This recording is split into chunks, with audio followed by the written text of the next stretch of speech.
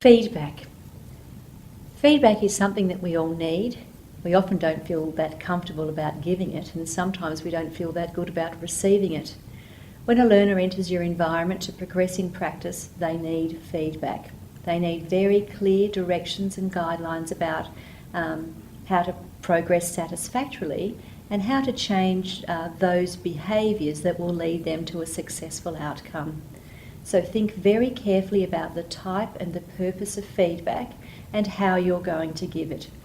Yes, I imagine that you've read the literature around feedback and the most appropriate environment in which to give it. But remember, if you want the outcome to be different, there needs to be a change in behaviour. Often people say to me, "Oh, Annette, the student's just not getting it." My advice would be, why don't you change the way you give it? Often when we think about feedback, we think about the other person and the behaviours that they could change for an intended outcome without actually thinking about what could we change and how can we ensure that the feedback was much more meaningful. A classic example is that I might say, "I wish there were many more hours in the day, I can't get my work done." And the response from someone could be, "Why don't you just get up an hour earlier, Annette?"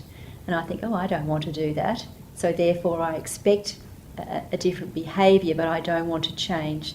And it's no different for the learner. You need to be very clear about your messages and why it is that certain behaviours should be or could be exhibited. In particular, for those of you who have competency-based assessment, the feedback should relate to progression towards competence and should always focus on progression in practice, not personality.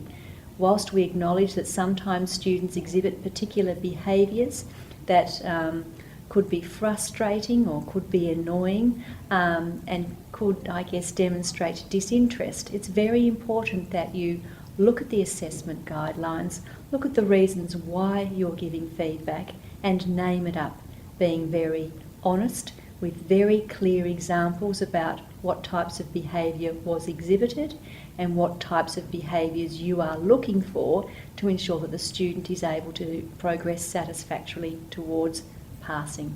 Thank you.